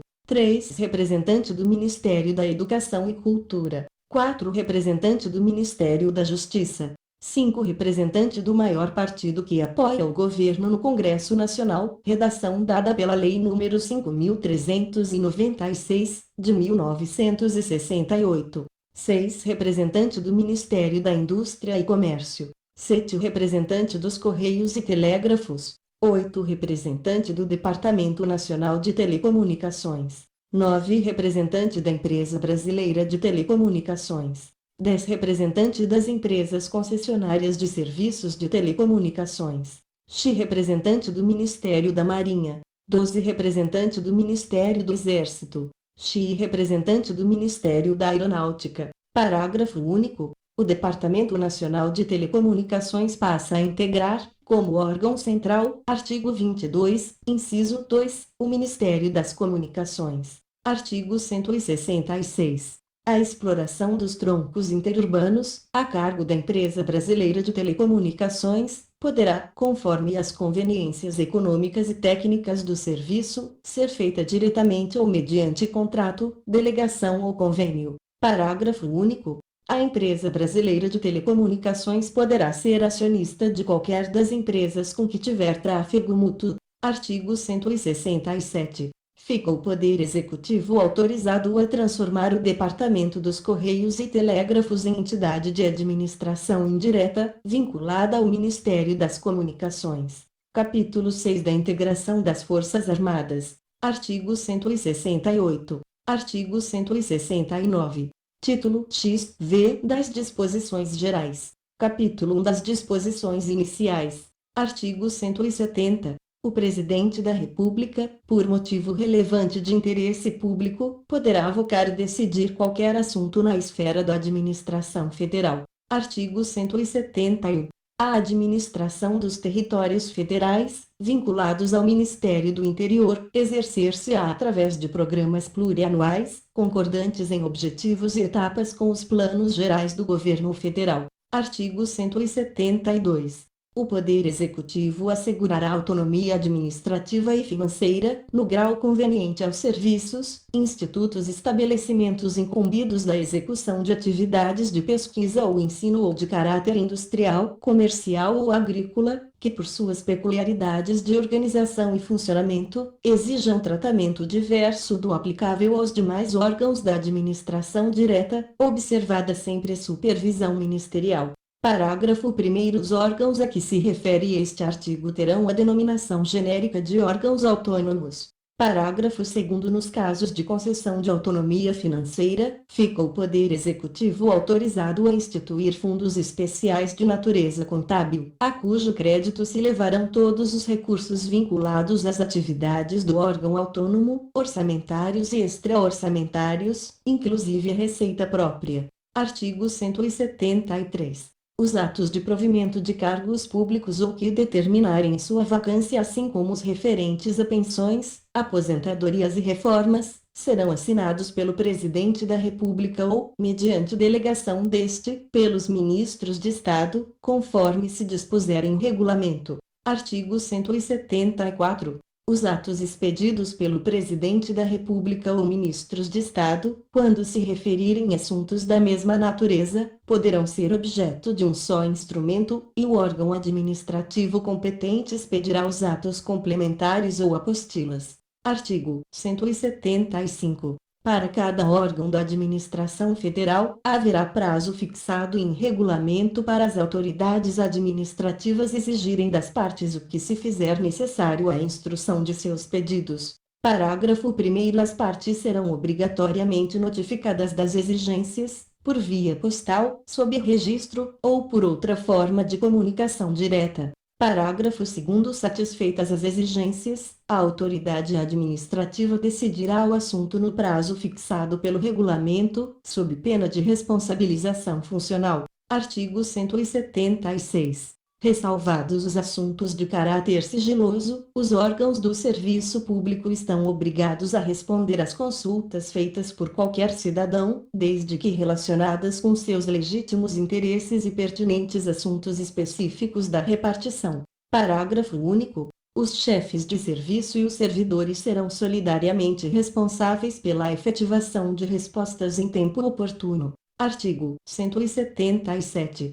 Os conselhos, comissões e outros órgãos colegiados que contarem com a representação de grupos ou classes econômicas diretamente interessados nos assuntos de sua competência, terão funções exclusivamente de consulta, coordenação e assessoramento, sempre que àquela representação corresponda um número de votos superior a 1/3 do total. Parágrafo único. Excetuam-se do disposto neste artigo os órgãos incumbidos do julgamento de litígios fiscais e os legalmente competentes para exercer atribuições normativas e decisórias relacionadas com os impostos de importação e exportação, e medidas cambiais correlatas. Artigo 178. As autarquias, as empresas públicas e as sociedades de economia mista, integrantes da administração federal indireta, bem assim as fundações criadas pela União ou mantidas com recursos federais, sob supervisão ministerial, e as demais sociedades sob o controle direto ou indireto da União, que acusem a ocorrência de prejuízos, estejam inativas, desenvolvam atividades já atendidas satisfatoriamente pela iniciativa privada ou não previstas no objeto social, poderão ser dissolvidas ou incorporadas a outras entidades, a critério e por ato do Poder Executivo, resguardados os direitos assegurados aos eventuais acionistas minoritários, nas leis e atos constitutivos de cada entidade. Artigo 179. Observado o disposto no artigo 13 da Lei N. 4.320, de 17 de março de 1964, o Ministério do Planejamento e Coordenação Geral atualizará, sempre que se fizer necessário, o esquema de discriminação ou especificação dos elementos da despesa orçamentária. Artigo 180. As atribuições previstas nos artigos 111 a 113, da Lei nº 4.320, de 17 de março de 1964, passam para a competência do Ministério do Planejamento e Coordenação Geral. Artigo 181. Para os fins do título X desta lei, poderá o Poder Executivo: 1. Alterar a denominação de cargos em comissão. 2. Reclassificar cargos em comissão, respeitada a tabela de símbolos em vigor. 3. Transformar funções gratificadas em cargos em comissão, na forma da lei. 4. Declarar extintos os cargos em comissão que não tiverem sido mantidos, alterados ou reclassificados até 31 de dezembro de 1968. Artigo 182. Nos casos dos incisos 2 e 3 do artigo 5º e no do inciso 1 do mesmo artigo, quando se tratar de serviços industriais, o regime de pessoal será o da Consolidação das Leis do Trabalho. Nos demais casos, o regime jurídico do pessoal será fixado pelo Poder Executivo. Artigo 183. As entidades e organizações em geral, dotadas de personalidade jurídica de direito privado, que recebem contribuições para fiscais e prestam serviços de interesse público ou social, estão sujeitas à fiscalização do Estado nos termos e condições estabelecidas na legislação pertinente a cada uma. Artigo 184. Não haverá, tanto em virtude da presente lei como em sua decorrência, aumento de pessoal nos quadros de funcionários civis e nos das Forças Armadas. Artigo 185. Incluem-se na responsabilidade do Ministério da Indústria e do Comércio a supervisão dos assuntos concernentes à indústria siderúrgica, à indústria petroquímica, à indústria automobilística, à indústria naval e à indústria aeronáutica. Artigo 186. A taxa de marinha mercante, destinada a proporcionar à frota mercante brasileira melhores condições de operação e expansão, será administrada pelo órgão do Ministério dos Transportes, responsável pela navegação marítima interior. Artigo 187. A coordenação do desenvolvimento de Brasília, Codebras, passa a vincular-se ao ministro responsável pela reforma administrativa. Artigo 188. Toda pessoa natural ou jurídica, em particular, o detentor de qualquer cargo público é responsável pela segurança nacional, nos limites definidos em lei. Em virtude de sua natureza ou da pessoa do detentor, não há cargo, civil ou militar, específico de segurança nacional, com exceção dos previstos em órgãos próprios do Conselho de Segurança Nacional. Parágrafo 1º. Na administração federal, os cargos públicos civis, de provimento em comissão ou em caráter efetivo, as funções de pessoal temporário, de obras e os demais empregos sujeitos à legislação trabalhista, podem ser exercidos por qualquer pessoa que satisfaça os requisitos legais.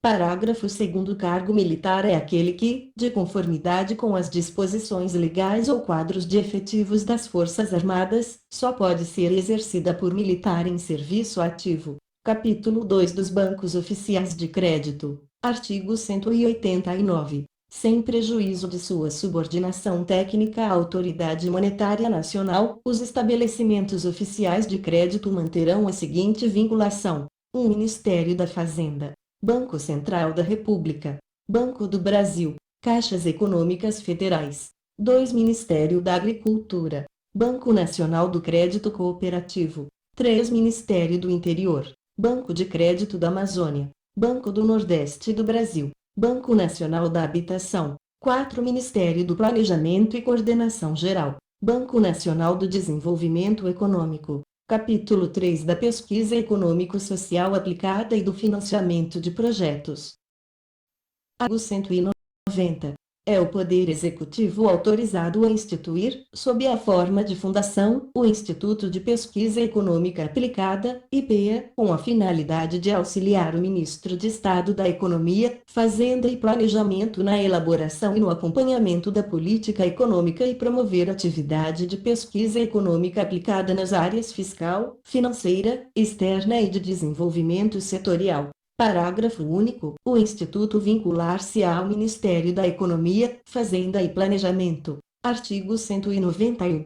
Fica o Ministério do Planejamento e Coordenação Geral autorizado, se o governo julgar conveniente, a incorporar as funções de financiamento de estudo e elaboração de projetos e de programas do desenvolvimento econômico, presentemente afetos ao Fundo de Financiamento de Estudos e Projetos, FINEP, criado pelo Decreto nº 55.820, de 8 de março de 1965, constituindo para esse fim uma empresa pública, cujos estatutos serão aprovados por decreto, e que exercerá todas as atividades correlatadas de financiamento de projetos e programas e de prestação de assistência técnica essenciais ao planejamento econômico e social, podendo receber doações e contribuições e contrair empréstimos de fontes internas e externas. Capítulo 4 dos Serviços Gerais.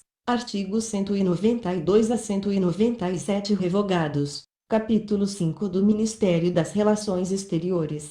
Artigo 198. Levando em conta as peculiaridades do Ministério das Relações Exteriores, o Poder Executivo adotará a estrutura orgânica e funcional estabelecida pela presente lei e, no que couber, o disposto no seu título X. Capítulo 6 dos novos ministérios e dos cargos. Artigo 199. Ficam criados: 1. Revogado. 2. O Ministério do Interior, com absorção dos órgãos subordinados ao Ministro Extraordinário para a coordenação dos organismos regionais. 3. O Ministério das Comunicações, que absorverá o Conselho Nacional de Telecomunicações, o Departamento Nacional de Telecomunicações e o Departamento dos Correios e Telégrafos. Artigo 200. O Ministério da Justiça e Negócios Interiores passa a denominar-se Ministério da Justiça. Artigo 201. O Ministério da Aviação e Obras Públicas passa a denominar-se Ministério dos Transportes. Artigo 202. O Ministério da Guerra passa a denominar-se Ministério do Exército. Artigo 203. O Poder Executivo expedirá os atos necessários à efetivação do disposto no artigo 199, observadas as normas da presente lei. Artigo 204. Fica alterada a denominação dos cargos de Ministro de Estado da Justiça e Negócios Interiores, Ministro de Estado da Aviação e Obras Públicas e Ministro de Estado da Guerra, para, respectivamente, Ministro de Estado da Justiça, Ministro de Estado dos Transportes e Ministro de Estado do Exército. Artigo 205. Ficam criados os seguintes cargos: 1. Ministros de Estado do Interior, das Comunicações e do Planejamento e Coordenação Geral. 2. Em comissão. A. Em cada Ministério Civil, Secretário-Geral e Inspetor-Geral de Finanças. B. Consultor jurídico, em cada um dos ministérios seguintes: Interior, Comunicações, Minas e Energia, e Planejamento e Coordenação Geral. C. Diretor do Centro de Aperfeiçoamento, no Departamento Administrativo do Pessoal Civil, DASP. D. Diretor-Geral do Departamento dos Serviços Gerais, no Ministério da Fazenda. Parágrafo único. À medida que se forem vagando, os cargos de consultor jurídico atualmente providos em caráter efetivo passarão a ser em comissão. Artigo 206. Ficam fixados da seguinte forma os vencimentos dos cargos criados no artigo 205.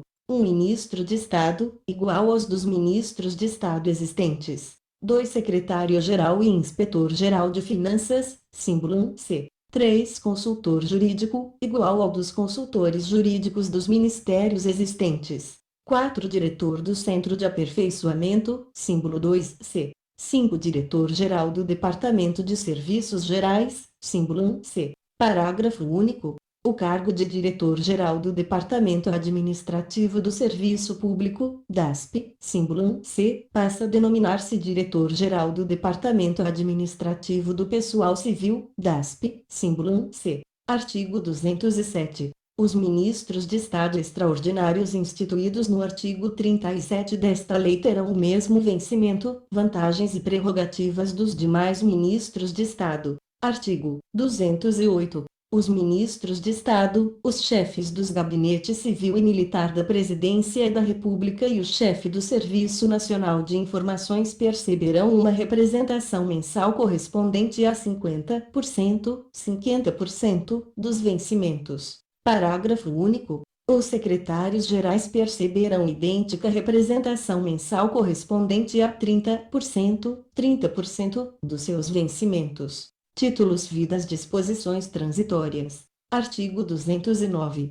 Enquanto não forem expedidos os respectivos regulamentos estruturados seus serviços, o Ministério do Interior, o Ministério do Planejamento e Coordenação Geral e o Ministério das Comunicações ficarão sujeitos ao regime de trabalho pertinente aos ministérios extraordinários que antecederam os dois primeiros daqueles ministérios no que concerne ao pessoal, à execução de serviços e à movimentação de recursos financeiros. Parágrafo único. O Poder Executivo expedirá decreto para consolidar as disposições regulamentares que, em caráter transitório, deverão prevalecer. Artigo 210. O atual Departamento Federal de Segurança Pública passa a denominar-se Departamento de Polícia Federal, considerando-se automaticamente substituída por esta denominação a menção anterior constante de quaisquer leis ou regulamentos. Artigo 211. O Poder Executivo introduzirá, nas normas que disciplinam a estruturação e funcionamento das entidades da administração indireta, as alterações que se fizerem necessárias à efetivação do disposto na presente lei, considerando-se revogadas todas as disposições legais colidentes com as diretrizes nela expressamente consignadas. Artigo 212. O atual Departamento Administrativo do Serviço Público, DASP, é transformado em Departamento Administrativo do Pessoal Civil, DASP, com as atribuições que, em matéria de administração de pessoal, são atribuídas pela presente lei ao novo órgão. Artigo 213. Fica o Poder Executivo autorizado, dentro dos limites dos respectivos créditos, a expedir decretos relativos às transferências que se fizerem necessárias de dotações do orçamento ou de créditos adicionais requeridos pela execução da presente lei. Títulos FI das disposições finais. Artigo 214. Esta lei entrará em vigor em 15 de março de 1967, observado o disposto nos parágrafos do presente artigo e ressalvadas as disposições cuja vigência, na data da publicação, seja por ela expressamente determinada. Parágrafo 1º. Até a instalação dos órgãos centrais incumbidos da administração financeira, contabilidade e auditoria, em cada ministério, artigo 22, serão enviados ao Tribunal de Contas, para o exercício da auditoria financeira, pela Comissão de Programação Financeira do Ministério da Fazenda, os atos relativos à programação financeira de desembolso. B. Pela Contadoria Geral da República e pelas contadorias seccionais, os balancetes de receita e despesa. C. Pelas repartições competentes, o rol de responsáveis pela guarda de bens, dinheiros e valores públicos e as respectivas tomadas de conta, nos termos da legislação anterior à presente lei. Parágrafo 2º. Nos ministérios militares, cabe aos órgãos que forem discriminados em decreto as atribuições indicadas neste artigo. Artigo 215. Revogam-se as disposições em contrário. Fim. Não se esqueça de curtir esse vídeo e inscrever-se em nosso canal para receber nossas atualizações. Peça novas leis nos comentários abaixo. Bons estudos e boa sorte! Bem, vamos ficando por aqui. Para receber aviso de novos vídeos, basta se inscrever em nosso canal. Por favor, clique em gostei e nos ajude a divulgar. Até breve!